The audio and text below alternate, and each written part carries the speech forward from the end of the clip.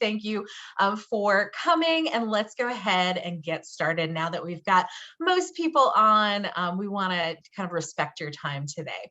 So as you know, this is the 9th and 10th grade college planning workshop, and we're going to talk about some things that we think are important for you to know, some things that you could be doing right now and in the next few years. And then, of course, we've got lots of resources to help you do those things. So first, I do want to introduce today's presenters.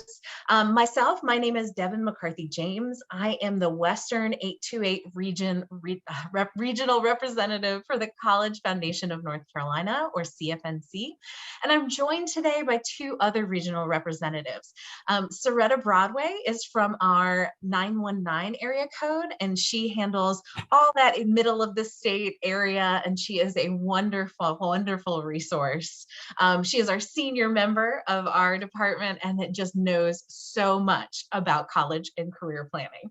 Skip Watts is our 828 East CFNC regional representative. So he's out here in the mountains with me, another really fantastic resource. He is going to talk to us about scholarships and financial aid and just what you should be aware of even before you get into that process. So they'll introduce themselves a little bit more as we get to them, but I wanted to give you an idea of who's on the line tonight. Or today, sorry. So CFNC, who are we, if you're wondering? We are the College Foundation of North Carolina, and we are a state-based organization, statewide organization, but we're not actually made up of any one group. We're actually made up of a partnership of 6 different educational organizations in North Carolina. So all of these different partners that you see in that wheel came together over 20 years ago and said, how can we provide free resources to students and families to access the careers that they're looking for, to access the college education that can get them there. So that's why, that's what we do. And we continue improving our flagship website at cfnc.org in a myriad of ways to make sure that you all have the resources you need. One of the most recent updates is that is now available in English and Spanish, the entire site. We're really excited about that. We also have a call center. So if you're having trouble with college applications or with some aspect of the website, you're confused about something, you can always call 866-866-CFNC and ask your questions there. If they don't have an answer right away, they can direct you to where you can find it. And then just know that in addition to the 3 regional reps you have on the call today, we also have 9 total throughout the state, sort of working with the schools and students and parents to help them with this process. So definitely keep an eye out for local events as well that might be in your region or at your schools. So just keep in mind that we're always here to help you to figure out how to plan, apply, and pay for college. All right, so this is our agenda today. We talked a little bit about this, the overview of where we're headed. But first, before we dive in too deep, I really want to know in the chat, what is the top skill that you feel students need to learn in high school to be successful in college and beyond? This might be a tough call, so if you have more than one, you can list that, but go ahead and drop that in the chat. I really want to know what you think are the most important things that students really need to have when they leave high school to be successful at the next level. Awesome. Effective writing, time management. Yes. How to study. Basic math. Awesome. Time management. I'm seeing a lot of time management. I agree with y'all. That is so, so important. Life work balance. Yes. Oh my goodness. Adaptability. Yes. We're seeing more than ever that students being able to be flexible and just resilient, right? With all that's gone on in the last couple of years, that has been more important than ever. Communication, absolutely. Listening skills. There's so many great things that y'all are listening to. How to speak to adults and others in email in person. Yes, absolutely. Communication in a variety of formats. Self-care. Yes.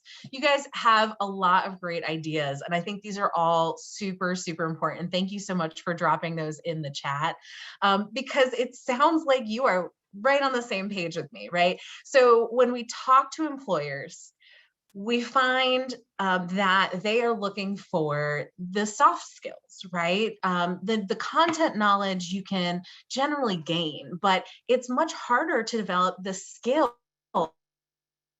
right, behind the scenes, these soft skills that help with every day, no matter what job you're in, no matter what college you go to, these are going to help you get there, right? So these lead to improved outcomes academically, in college, career, personal, social. And also just keep in mind that these are also the same things that colleges are looking for in those college applications. It's sometimes difficult to parse them out. So that's what students can really be working on now, is trying to improve their soft skills, and the evidence of those will follow, right? So figuring out all of this stuff can lead to the concrete things to put in a college application that can help a student get into the college of their dreams. So some concrete suggestions for how to do these things, how to build these, right? If the student is building their soft skills, maximizing that high school experience, it is going to prepare them for college and career, and it's going to prepare them for those college applications. So the first thing is get involved, right? So I think one mistake that students often make is to focus too heavily on their classes and academics only, right? So get involved in things in school, whether it is academic, but it's maybe an academic club, or is it sports? Is it fine arts? Get involved and find your passions, is what I would say to students, because those are going to be the things that really enrich that experience for you, and also, again, build that resume for your college applications. Build relationships, right? Not only in those activities, but with the adults in the school building.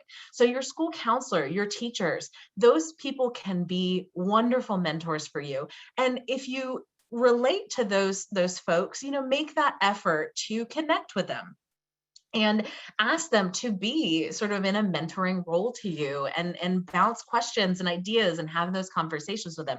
The folks who work in schools absolutely want to help you get where you want to be, but until they know you, they can't help you, right? They can't direct you to those opportunities that they might know of.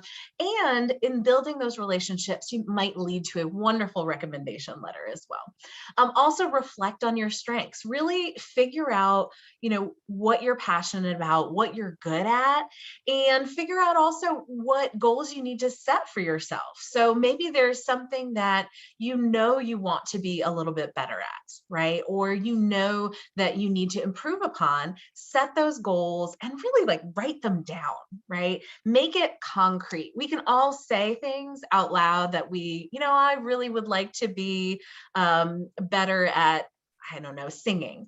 But if I don't actually write down what I want to do and make a record of this is my goal and this is what I'm going to do to get there, it's less likely that I will accomplish that goal. Make sure to keep researching and learning about all the different opportunities that are out there for you. We'll talk today about some ways that you can do that and some great resources for that. Ask questions, always ask questions. If you are not certain about something in class or in school, or with relation to the college application process, reach out to those college admissions folks. Reach out to the people that can help you answer that question. That is a great life skill. That is a great soft skill to build. And also grow and improve those skills. That hopefully goes without saying, always keep growing and reflecting. These are the things that you can do to sort of expand your experience, maximize that high school experience. And again, if you know yourself really well, if you build your skills, find your interests, you're already halfway there to finding the right college for you, right? It takes really knowing yourself in order to know what you need in a college to have that right fit experience. And the better a fit it is, your college and you, the better chance that you will be successful there and go on to graduate and get into that career of your dreams. So try to enjoy this process. It shouldn't be entirely heavy. It should be sort of enjoyable to get to know yourself and your interests and your passions. So here are some concrete things to think about. You always want to start with the end in mind. College application materials can include any number of things, depending on the school, depending on the level, whether you're looking at 2-year, 4-year. And then within those, there's going to be a range of what those admissions folks will ask for and what they prioritize in their reviews. When they're looking at college applications, it just depends on the college, how they weight different things. In general, though, keep in mind the things on the left-hand side are a little bit more concrete, right? The courses you take, the grades you receive, the class rank you've got in comparison with your peers at that school, and then standardized test scores. So these are a little bit more concrete items. The things on the right-hand side are a little bit more of the holistic part of the college application. So personal statements and essays, recommendation letters, extracurricular activities. Some colleges even require interviews or ask for interviews. And all of these things are going to carry different weights with different schools. Keep in mind that some schools are test optional now because of COVID, but they may not always be, right? So also think that there are some schools that are so large that they come up with almost mathematical equations based on some of these more concrete factors to create a point system to help them know which candidates to look at more closely before they look at the whole picture. Other schools, smaller schools in particular, tend to be much more holistic in their review. They get fewer applicants and they try to consider a variety of factors and weigh those out. Now, the other thing I want to remind you is that all of these things are also ways to pay for college, right? So when you're talking about improving these different application materials over time, right, the content of them, this can also help you pay for college in the form of scholarships, et cetera. And Skip Watts will talk a little bit more about that when we get there. So I do want you to know, again, you want to start with the end in mind. So if you already know of some colleges, and we'll talk about ways to explore colleges, but if you already know, or as you're looking for colleges, just keep an eye out for something called the freshman profile. Every college has a profile of their students where you can kind of learn what is the average of this year's admitted students or enrolled students. What is the average GPA? What are the average test scores? Now, this is really great for goal setting, especially when you're in 9th and 10th grade. You can kind of look at some colleges you might be interested in just to get an idea of what am I shooting for? What is my goal for my academics, for my test taking? Now, that does not mean that you have to have that number or these numbers to get into these colleges. It just means this is the average, right? So some of these schools actually give you a middle 50% range, like UNC Charlotte there, et cetera. So just keep in mind that when you see an average, that means that most students fell into that range or that score thereabouts. But we've got folks who had higher GPAs and test scores, and we had folks that got in that were at lower GPAs and test scores. But like I said, it's a good barometer of what you're looking at to start to set goals for yourself with regard to your academics. So the other thing to think about when you're thinking about high school academics is what colleges are looking for when they look at your transcript, when they look at that academic record, right? So they're looking at your grades, like we talked about, your GPA, your class rank, but they're also looking at your high school course selection, right? So they're looking for students to balance challenge with success. So students should definitely challenge themselves where they feel like they can rise to that occasion, right? We don't necessarily want to see students who try to challenge themselves everywhere and then aren't necessarily successful, right? So you have to be really thoughtful about your strengths and where you want to challenge yourself. Think about that time management that we talked about earlier, right? Time management is so important to trying to balance challenging yourself with also being successful, right? To get those good grades, but also take some more rigorous classes where you feel like you can take on that challenge. Another thing that students often have said to me over the past many years that I've been talking to students about college is, concerns about that different high schools offer different kinds of classes, right? So we're going to talk about the different kinds of advanced classes that offer higher weights or more challenging opportunities. Now, keep in mind though that colleges understand that every high school has different opportunities available to them. And that's why your high school counselor with your transcript will send a profile of your high school, because what they want to see is they want to see students taking advantage of opportunities that exist for them. They're not holding every student accountable for what the school with the very most opportunities has. They know that some schools are smaller and they don't offer all the things that the bigger schools have. So just be aware that that's what they're looking for. Did you take advantage of your opportunities that you were offered?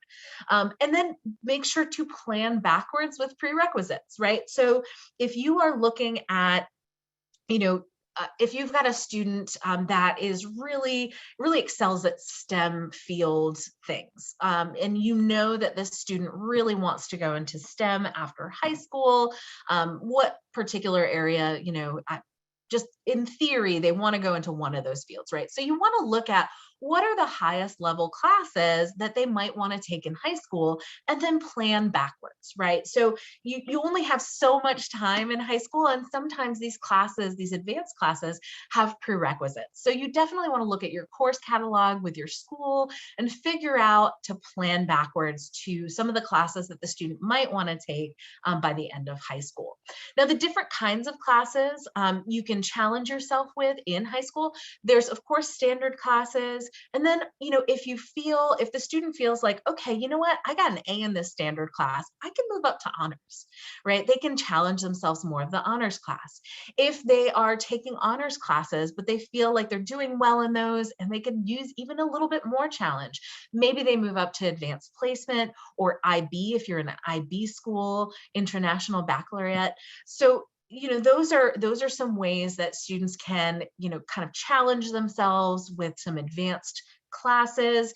Also know that most, if not all, high schools in North Carolina have some form of dual enrollment with the local community college. Now that has some real benefits. When you look at dual enrollment, you can take a class for free with that college. And usually they're not allowed to do that until junior or senior year, but you can take these dual enrollment classes with the community college. You can earn credits for college that will transfer most places, especially in North Carolina.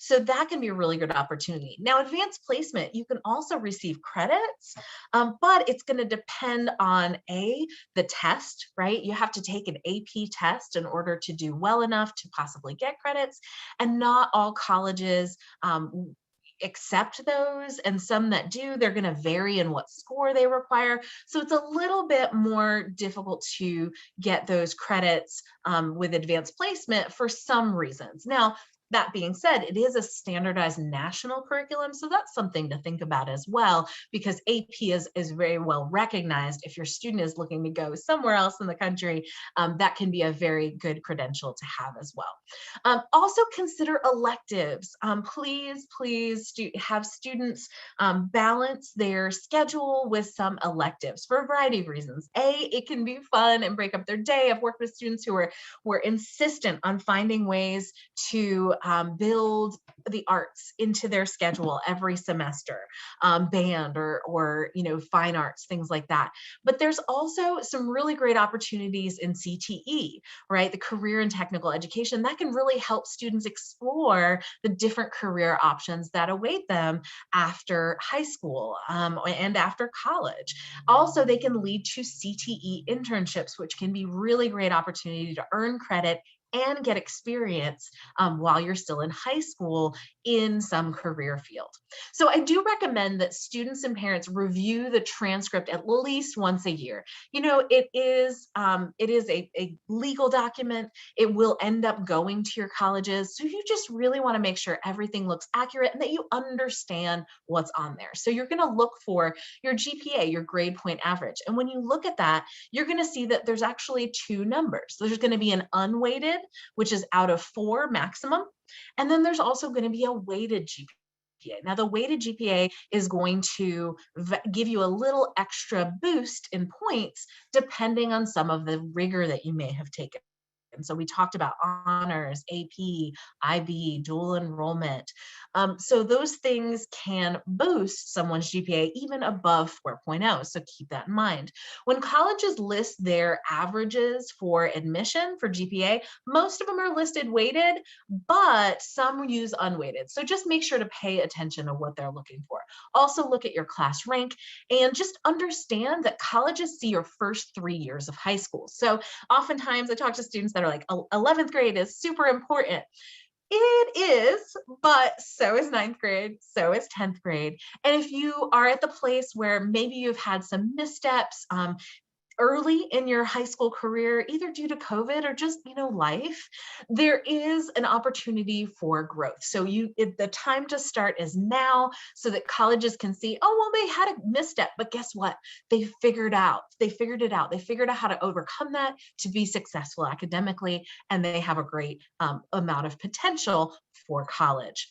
All right, so this is college admissions standardized testing. I'm not going to go into every little piece of this. This can be a whole presentation in and of itself, but I just want you to be aware of some general things for planning purposes.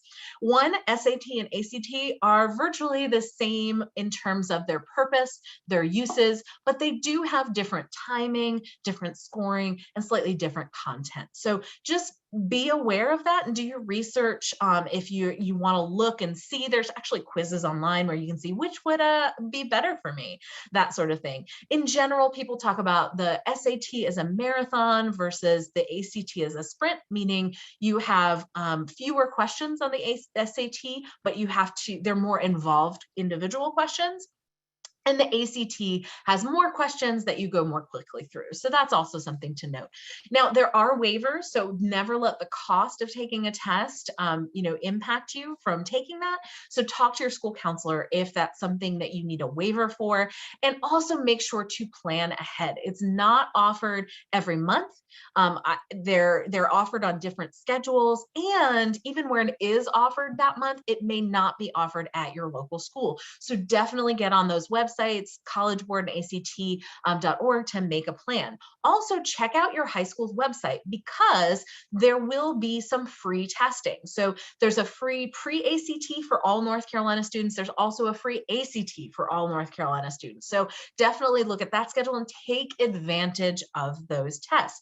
Getting one free test or 2 free tests in this case can really, really help you get a boost on the testing. Now, we do recommend, it's great if you can take one of each to see which one you excel at, but in general, the rule of thumb is to try and take at least 2 of the same test. The reason being, if you take 2 ACTs or you take 2 SATs, you can combine individual section scores into what we call a super score. And most colleges will accept that. So that can really be a boost of your score if you take 2 of the same one. Be aware that there are test optional schools out there, but there are also some test blind schools, but the key here is it's a good idea to take these tests because there are scholarship opportunities that can also come up with ACT and SAT scores. Also, you can test out of basic courses at community college with test scores. There's also a specific scholarship attached to the 11th grade PSAT. So just be aware that there's money opportunities with this as well. And there's tons of testing resources, study aids out there to help you. There's things that you can do by email or by app. So, there's tons of ways to grow. And I think exposure to those over time is really the most helpful. Now, we talked about it a little bit earlier that getting involved is super important. And this is a way to really boost so many things, so many of your soft skills, and also improve that resume you're building for college admissions. Maybe you'll find an amazing experience that you can use in an essay, and even, make connections to adults who might be able to write you a great recommendation letter. So my best advice is find that passion. So often I hear students say, but if I'm not in sports, colleges aren't going to care. That's not true. They don't care what your passion is so much that you find a passion or find more than one passion, things that you're interested in, that show your engagement with the world around you or ideas or whatever that might be. So cultivate those and take on leadership roles within those, right? So grow your skills and grow your leadership skills that way. And then always keep asking, how can I better manage my time and still challenge myself to grow in these areas? So sometimes it's not that you can't do all these things that you're doing, but rather you need to find better strategies to help you balance those. And so my biggest tip is for students and parents right now, start that running brag sheet, right? So brag sheet is all these great things that you're proud of, that you're doing with accomplishments and activities. Start in 9th grade, because oftentimes by 12th grade, I hear so many students saying, I don't remember all the things that I've done. So this is going to help you get organized for that process, not to mention to be a huge self-esteem boost, to see all these great things that you're doing all the time throughout high school. You can also find some other opportunities on CFNC for enrichment through the student enrichment program search. So that can be a great opportunity because you're probably pretty aware of the things that are offered right at your school, but there might be things that are in your area or in your region or even statewide activities over the summer. And make sure you're just doing those habits. You're setting goals for yourself. You're taking care of yourself. You're attending class prepared to be there. By and large, just being there is going to be a huge boost in your grades. And across the board, when I was teaching, I would always notice that the students that were there every day, in general, whether or not they were super motivated or not, their grades were higher when they were just physically there. And those big picture habits, ask questions about career and college of the adults in your life. Definitely find out. Sometimes you might learn great things. Sometimes you might learn not so great things, but learning the things you don't want to do is just as important as learning the things you do want to do. And big thing here, make sure that your social media is going to be appropriate for all viewers. So once you get to college admissions time, they can and sometimes have looked at college admissions folks have looked at social media to determine admission. So just be very mindful of that, students. And then high school families, what can you be doing? Help maintain good study habits. A lot of times, especially with students who haven't needed to study when they were younger, have trouble developing these good study habits over time. But generally speaking, once you get to more advanced subjects, right, advanced subjects in high school and in college, you're gonna need to have good study habits. So if you could support them by helping them find a routine that works for them in terms of environment, timing, materials, what is it that they need? Do they need to listen to music? Do they need silence? What does that look like? So help them explore the different ways that they can do that. Make sure to always check those grades regularly. Also, make sure the school has your updated information. I can't tell you how many times families have called schools and said, I had no idea about this great event. It's because they hadn't updated their phone number or email with the school and they missed the call, they missed the email. So make sure that stuff is updated.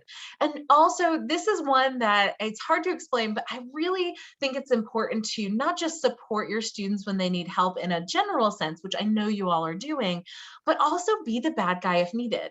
You can, say no to something. And sometimes our students really want us to say no to things.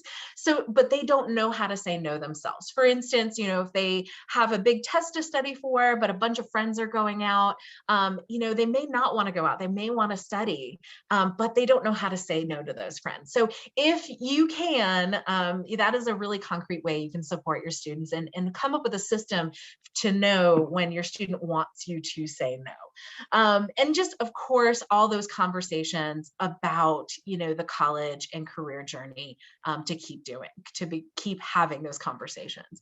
And then, of course, meet with your high school counselor. Students should meet with their high school counselor at least once a year.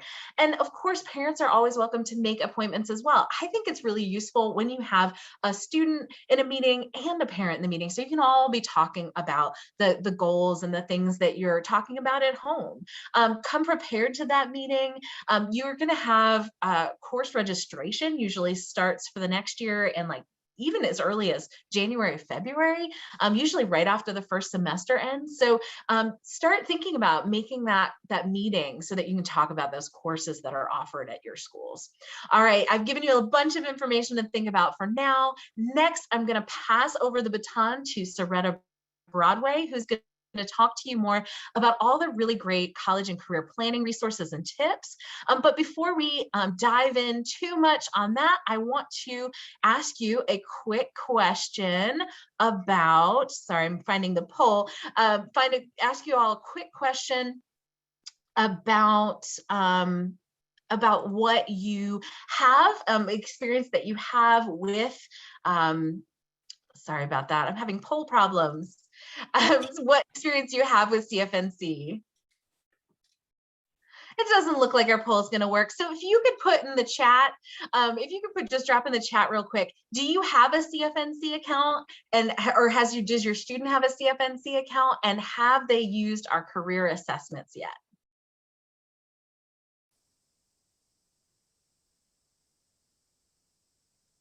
Mm.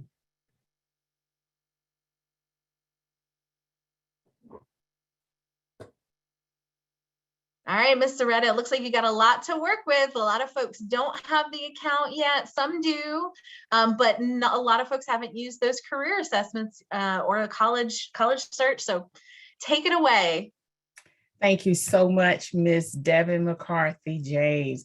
Good morning, class of 2024 and 25, and wonderful parents. Thank you for joining us this morning to learn more about how to plan, apply, and pay for college. As she stated, I am Soretta Broadway. I am the 919 regional representative covering several counties across the state of North Carolina, and I'm so delighted to be with you this morning to talk about the college and career planning. We're going to talk about resources and tips that you can use.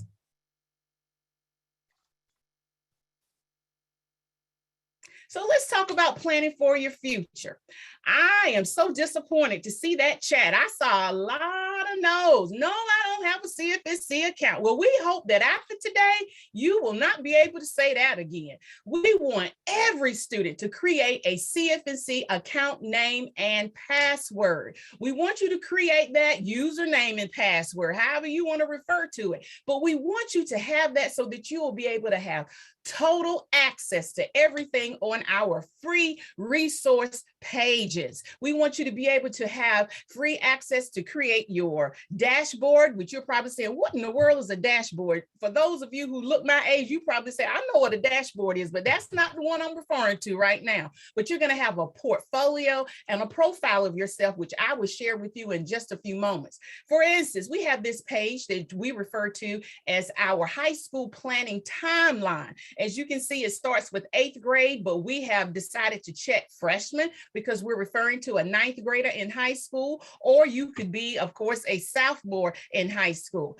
Depending upon which one you check will determine what type of information you're going to be able to find regarding activities. As you can see here, we are recommending our 9th graders to start checking the college interest requirements. We don't want you to wait until your senior year to start figuring out what is required to get into XYZ college or university. This is something that you need to know right now. So I'm going to give you a hand clap this morning for getting on the line and finding this information out early on. We want you to find out what those requirements are, what those GPA requirements are, how many units of math, science, and foreign languages. And Ms. Devin has eloquently talked about you being involved in enrichment programs, extracurricular activities, but you need to know that and to start working toward that today. Also, we are encouraging parents to start learning about ways to save and pay for college. If you haven't started thinking about that, you did hear me say 24, 25, and this is 21, and we're about in 22. Before you know it, it will be year 2024. It will be year 2025. So we need to start preparing preparing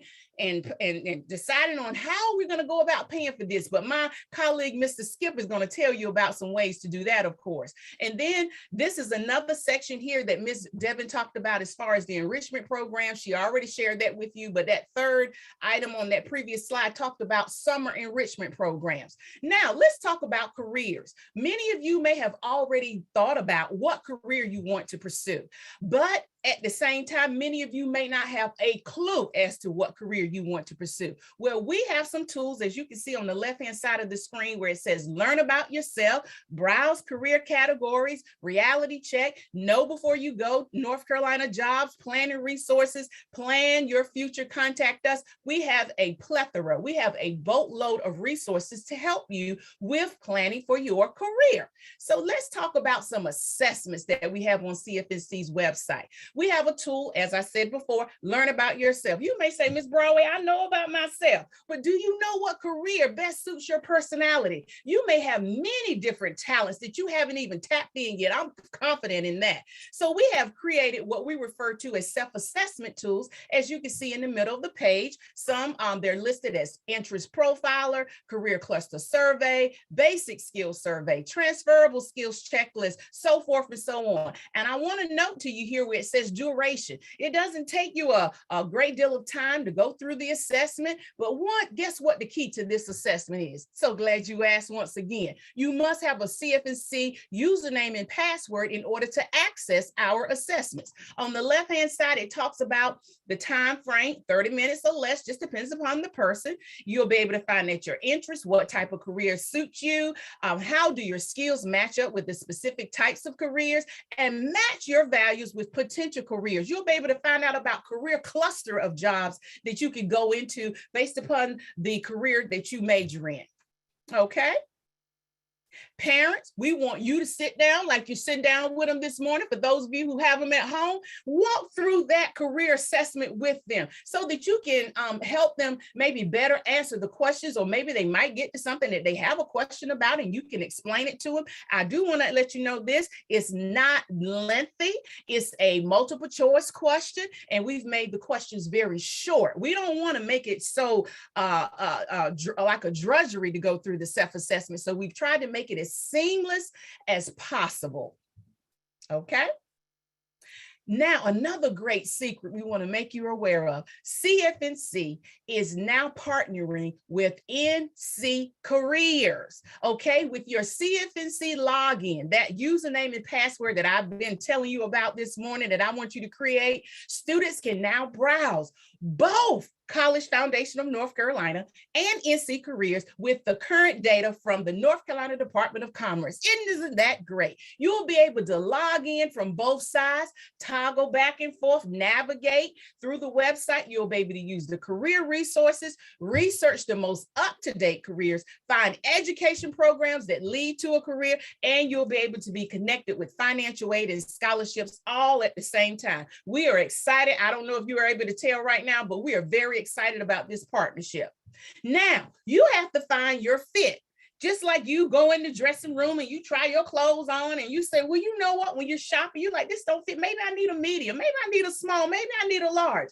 With a college or university, you have to find out what fits you. So it's important to spend time throughout the application process to find the right college for you. Parents, remember, this is for the student. They have to find out what's a good fit for them. But students, remember this, you need your parents, your guardian to help you walk through this process because it is a big process. So the better the fit, the more successful and involved you will be on that college campus. If it's someplace where you want to be, because it's going to be home, you'll do much better. You'll get out and you'll get involved in those clubs and sororities and fraternities and organizations on that campus, and you would do much better in your classes. Some things to consider. 3 things. First and foremost, you want to only look at those colleges and universities that offer the program and major you want to pursue. Students and parents, you don't want to waste time, and you definitely don't want to waste money.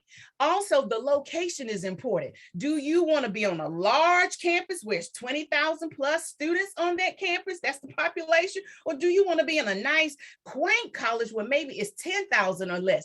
There's nothing wrong with either one, but it's got to be what is good for you.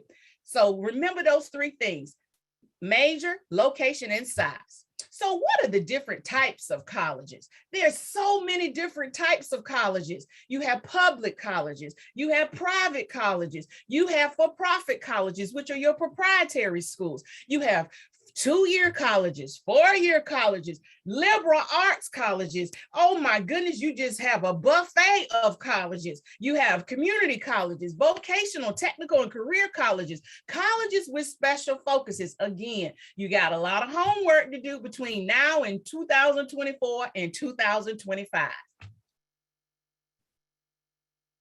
So what we've done here is we've tried to provide you with a little bit of information regarding the differences in the cost. The average cost of attendance for North Carolina colleges, that's what we're referring to today, North Carolina colleges.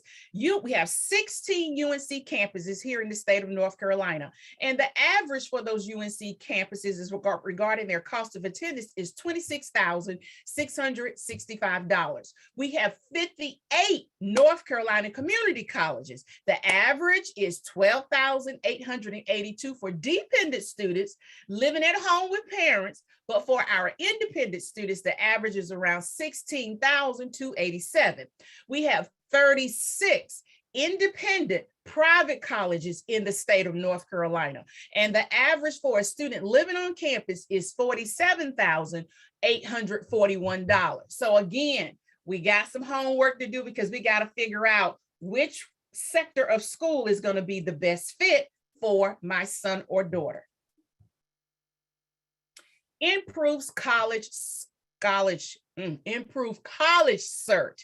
We revamped our website back in 2020, and we've tried to make things a lot more seamless for you so that you can be able to search colleges, as I said before, by programs and majors. If you want to search colleges by intercollegiate sports, you're concerned about Division I, Division II, or you're wanting to make sure the campus is located in it has a particular setting. You also want to make sure if it's public or private or what have you. You can set those parameters, as you can see on the left-hand side of the screen where those drop-down arrows are, as to what you're looking for in a college or university, and we will give you those results. Also, you can search colleges nationally. We have the ability for you to navigate through every college in the United States of America through CFNC's website, and there's over 4,000 plus. However, it is defaulted on North Carolina. But what I want to bring your attention to here, as you can see what is highlighted in yellow, in-state versus out-of-state. You can't use North Carolina state grants, which is free money that doesn't have to be repaid, to attend out-of-state colleges and universities. If you will look in the very middle of your page, and I want to bring your attention to the first college that is listed. We're not partial to any college or university in the state of North Carolina. We love all 110 plus not-for-profit colleges here in the state. However, we want to bring to your attention, you see where it is for University of North Carolina. It says the in-state tuition, and Miss Devin would kind of put her wand right over that, $7,019. That is the in-state tuition. And then the out-of-state tuition is $33,202 to attend the same school. So if you're thinking about going to school out of state, parents and students, that's something that you want to keep in mind, that you will be paying out-of-state tuition if you go to school out of state, because you won't be eligible for the grants that are available to those students in state. Okay. Transfer planner. I mentioned to you earlier that we had 58 North Carolina community colleges here in the state of North Carolina. And sometimes students decide, you know what, I'm gonna save some money and I'm gonna start out at a community college and then later transfer. Sometimes students will start out at a community college, but they're trying to build that GPA up where maybe it's not quite where it needs to be for them to get into a four-year college or university. Whatever your reason is a great place to start if that's your fit and that's what you want to do. But what we've done is we have provided for you a transfer planner to help you understand what courses will transfer from that 2-year college to that 4-year college or university. We call it a transfer articulation agreement that the 4-year colleges have made with the 2-year colleges here in the state of North Carolina. So we don't want you to, again, we don't want you to waste time, and we don't want you to waste money taking courses that are not going to be transferable to that 4-year college or university. Even though you made an A at that community college, it's not even going to be accepted when you transfer to that 4-year college. So make sure you do your homework and find out which courses will transfer to that 4-year college or university.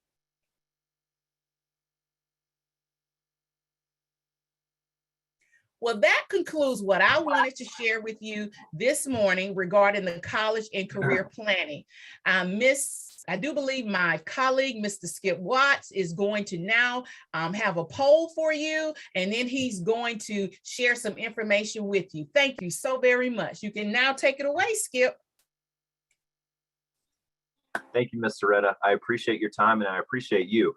Everybody, we have about 3 hours worth of information that I'm going to cover in roughly 12 minutes. Okay, so buckle up, strap in. We're going to cover a lot of information really quickly, but before I get to that, I'm looking over this paying for college poll, and it looks like a lot of students have interest in scholarship information, as do parents. So I'm going to talk specifically about that.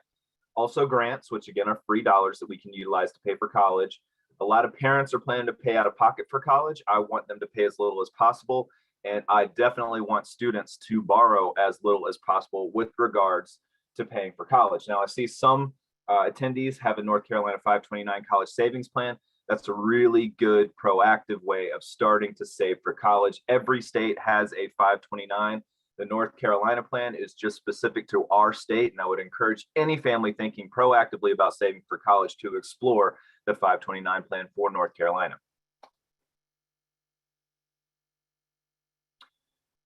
Okay, so real quick, let me minimize my poll so I can see what I'm doing. So how are we going to pay for college? Well, gift aid is what we have to maximize. I'm going to talk a lot about gift aid today. That's scholarships and grants. If I were a current 9th or 10th grader, or even an 11th grader like there are on the line today, I would really focus on acquiring as much gift aid as possible. And I'll talk about some specific tactics you can utilize in just a minute. Self-help is another financial aid term that refers to a student actually working to pay for college, or perhaps paying through student loans. I want students to borrow as little as possible and maximize gift aid as compared to self-help. Now, going back to gift aid, there's 2 types of scholarships out there.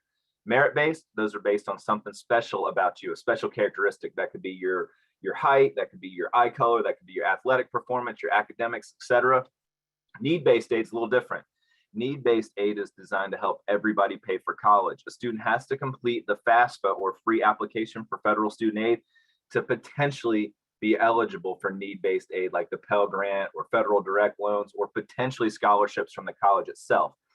Again, need-based aid is designed to help everybody pay for college, and it will be determined as a student and family completes the free application for federal student aid. Okay, I just alluded to the FAFSA, or the free application for federal student aid. That's one of many acronyms I'm going to use today. In the financial aid world, we speak almost entirely in acronyms. FAFSA is the acronym that's utilized to get this financial aid process started.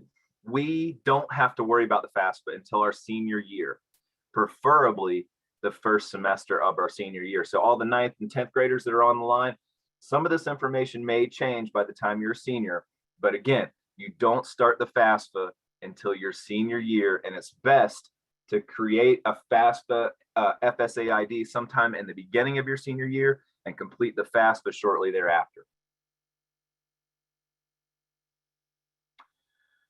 Okay, so in order to start the FAFSA, I referred to an FSA ID. That is effectively an electronic signature. The parents and the student have to have one of those FSA IDs to complete the FAFSA process. The FAFSA can be completed as early as October 1st, your senior year, and I would encourage families to make an effort to complete it as close to October as possible, because financial aid is first come, first serve. This money is not infinite. So the earlier we complete the FAFSA, the more potential eligibility we have at the federal and especially at the state level. Currently, the FAFSA is using taxable information from the family 2 years prior to when the student will enroll. So if the student's enrolling in college in August of 2022, the family would use 2020 tax information. That may be consistent for 9th and 10th graders. In fact, I assume it will be. So just parents, keep track of that tax information, especially from your child's sophomore and junior year. Okay, this FAFSA. This is what the FAFSA opening page looks like, or studentaid.gov. If I were a proactive parent and student right now, I would take a screenshot of studentaid.gov and save that as a favorite on my browser. You can also do the FAFSA on your phone if you choose. I just strongly recommend wherever you choose to complete the FAFSA that you consider doing it electronically and in a secure wireless environment. Again, we're not going to have to do that FAFSA until our senior year, but when we complete the FAFSA, they're going to be taken into account adjusted gross income, earnings from work, tax liability. They're going to be looking at assets that parents and students hold at the time of completing the FAFSA. They're also going to be looking at the number of people in the household, and all that information will be put into a federal methodology, and the family will receive an expected family contribution. That is effectively your score on the FAFSA. The lower your EFC, the better for financial aid purposes, because if you have a low EFC, that means you're eligible for need-based financial aid programs. Okay, about 7 years ago, the IRS and FAFSA got together to simplify completing the FAFSA. So I encourage all parents and students to utilize this functionality. Basically, you can link over to the IRS when completing the FAFSA your senior year, and all your financial information will essentially auto-populate onto the FAFSA, which makes the process a lot easier. It expedites the process, and more importantly, it guarantees that we don't make any human mistakes in inputting that information. Okay, once the FAFSA is completed, the student will receive a student aid report, or in the financial aid world, we call it a SAR. That SAR will be sent to all the colleges that the student indicated interest in. And once the college admits that student, they'll take that student aid report, they'll put the two together and offer the student a financial aid award package. That package will detail the EFC, possible Pell Grant eligibility, loan eligibility, and also it could also relate to any errors that the college or federal government see in the FAFSA. Okay, this is the basic principle of financial aid. If we take that cost of attendance, which Soretta was showing for all the different institutional types across the state, and we subtract it from the family's expected family contribution, whatever we have left over is what I call financial need. And that's what I encourage students to try to meet with scholarship and grant money, as opposed to paying out of pocket or borrowing to cover.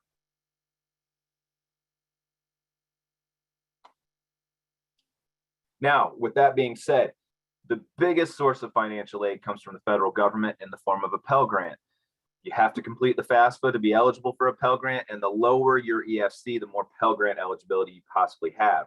There's also state aid. As far as state aid goes, it's critical the FAFSA be completed in the senior year, sometime in the fall, because there's much less state aid as compared to the federal government, and that money goes fast. So if we wait too long our senior year to do the FAFSA, we might wait our way out of some state aid. Colleges and universities themselves offer a lot of financial aid possibilities through institutional scholarships. There's private sources like maybe your church, and then there's employers. Oftentimes employers have scholarships that they offer both to their employees and to the students of employees. In fact, I received a scholarship from my employer that helped pay a big part of my undergraduate education.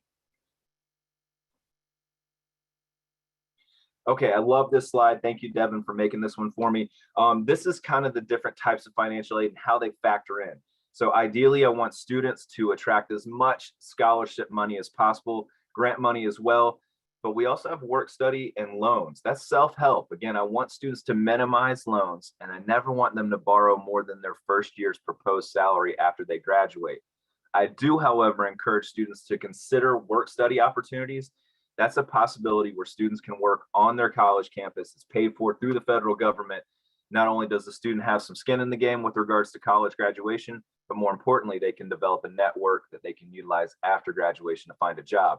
Ideally, we want to kind of mix that need-based and that merit-based money together to pay for college. We want to avoid the loans, and that's how we're going to do it.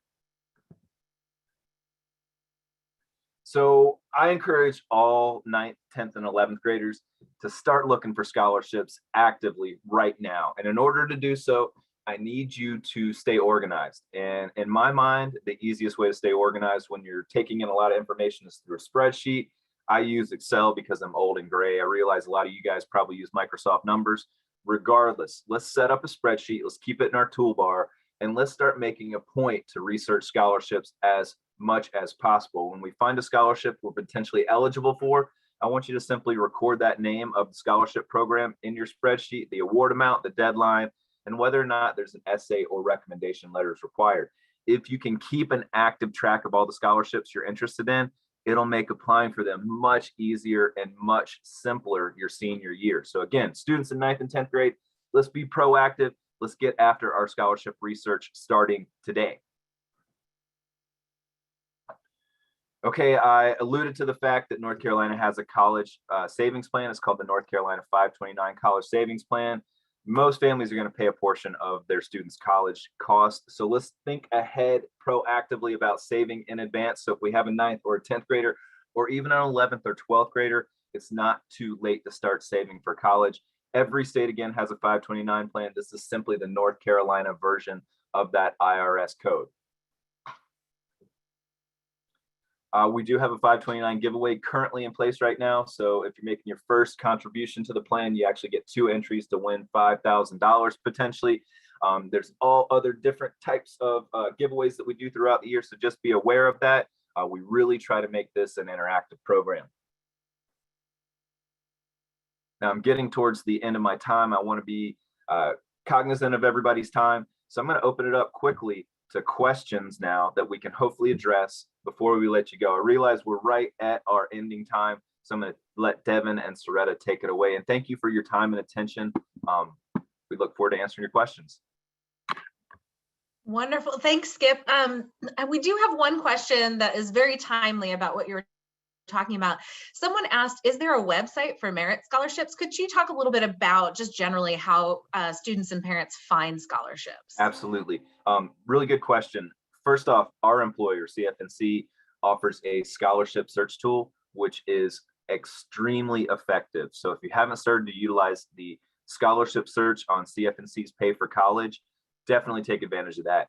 You can also start researching scholarships through the colleges you're interested in. So if you're really interested in attending NC State, for example, you might want to figure out how NC State operates with regards to awarding scholarships. Every college is a little different, so it's critical that the student do that legwork and figure out how those colleges operate. There are also some regional and local scholarship organizations. In the western part of the state, we have the Community Foundation of Western North Carolina. They offer smaller scholarships to regionally specific students. And lastly, your school counselor. Your school counselor is going to have a really good idea of scholarships that are open for students that are in your local region. So definitely check on your school counselor's webpage. If they don't have a scholarship database there, then simply go into the counseling office and ask for some paper copies of scholarship opportunities for your area. Great question. What other ones do I have? You know, actually, there's not too many questions. There was a question about the North Carolina savings plan and where to find the information, but it looks like Soretta put that in the chat. That's if you go to cfnc.org/save, that will bring you right to all the information about the North Carolina 529 savings plan. On your screen right now, y'all, you have the information to sign up for our newsletter. We have a couple of different kinds of newsletters, but if you scan that QR code, if you take a picture of that, that will take you to sign up for a variety of our newsletters to kind of stay in the loop of all sorts of information about college and career and saving for college and paying for college, all this good stuff. So definitely get in touch with that. One other really great way to stay in the loop is to keep an eye on our cfnc.org/events page. This is where we put all of our statewide events like this event today. Also keep an eye out, like I said, for regional events or local events that might come up at your school. But definitely this is a good place to find future major events to keep you on track, because I know you've got a couple of years ahead of you to make sure you know what you need to know in the college process. Also, keep an eye out for our follow-up survey that's going to be coming to you shortly. Just give us some feedback on this webinar. Let us know what you think and what you might need coming up, because we really do read that information to figure out what other offerings we should provide that folks need. So those are a couple of key things. And of course, please connect with us in general. You can follow CFNC on a variety of social media platforms. YouTube, we have a ton of webinars if you're interested in learning more right now. And of course, all your regional representatives also have social media. So you can follow your local regional representative, like Skip at CFNC. That's his handle for Instagram and Facebook. And mine is Devin at CFNC. Soretta's is Soretta at CFNC. You get the idea. So you can find all 9 regional reps on social media sharing information about college, career, and financial aid specific to North Carolina and to those local regions. So it's a good idea to find your local regional rep and follow them as well. You can find your regional rep by going on cfnc.org and going in the education professional section. There's actually a picture of all of us in the group as a group, and it has all of our handles to follow us. So thank you all so much for coming. We really appreciate your time this morning, and we wish you the best of luck. So thank you to our wonderful presenters. Thank you to our families, educators, and of course, students that have been here. We hope you have a great rest of your day, and we will send the recording as soon as possible. Thanks, y'all.